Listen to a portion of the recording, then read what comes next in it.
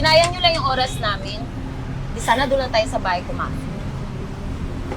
Sorry po, sorry po. Ang alat-alat, ang cheap na nga, ang alat pa ng niluto. Okay lang po, ma'am. Gagawin na lang po namin is ibabalik na lang po namin yung binayad niyo po. Pasensya na po talaga kayo. Ay, hindi na kuya. Sinayang nyo lang yung oras namin. Ano ba yung luto nyo? Ay, sayusin nyo naman yung luto nyo.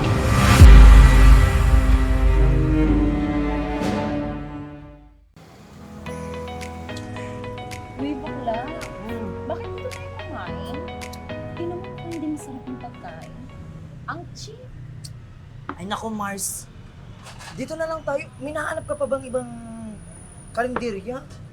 Ito ang arte-arte mo. Kumain ka na lang. Sana nagluto na lang tayo sa bahay. Excuse me ang arte nyo naman. Sana hindi kayo rito kumain. Grabe Sabi na kasi kumain ka na lang.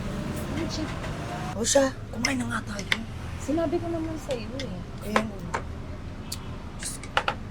Ito, kumain ka na. Diyos ko.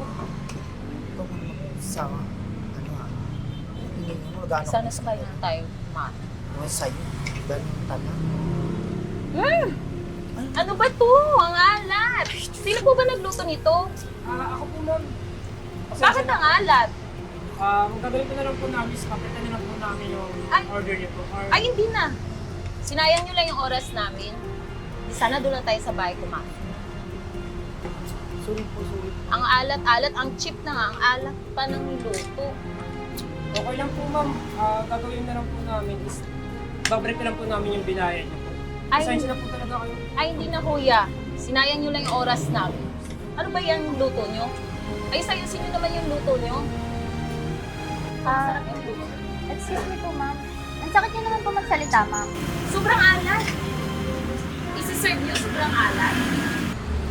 Eh, ang alat na ng luto nyo. Ma'am, sorry. Pasensya na. Hindi na nga masarap. Ang cheap pa. Ano na nga, Mars? Sabi ko naman sa'yo, hindi na tayo sa bahay kumain. Ano kasi sa papakulat? Sige, linisin mo na yan. Mars! Ano ba? Masama talaga ng ugali mo. Alam mo, nagtatrabaho Eh, na totoo maayos. naman yun eh. Ang pangit talaga ng lasa ng pagkain nila. Nagtatrabaho na maayos yung tao. Diyos ko, bahala ka na nga dyan. Uwi na Bahala nga ka ako. nga din dyan.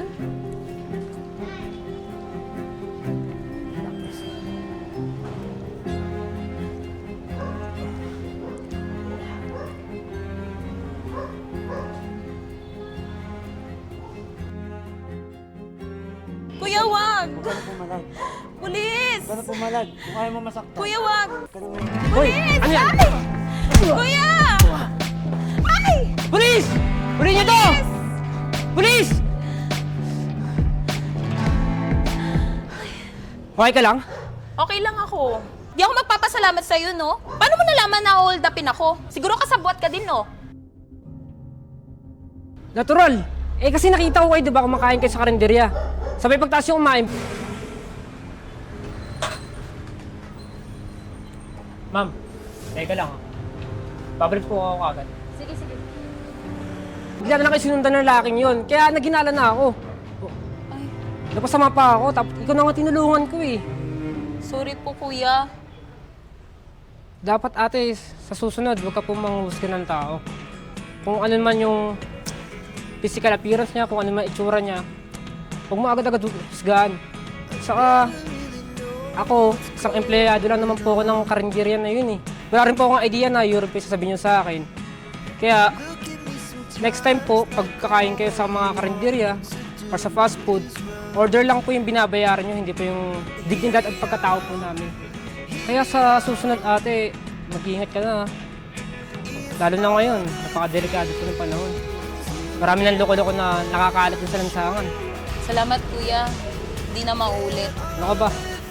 Wala yun. Sana naging lesson na sa'yo yan. Mauna na po ako, kuya, ha? Sige po, ingat po. Secret style.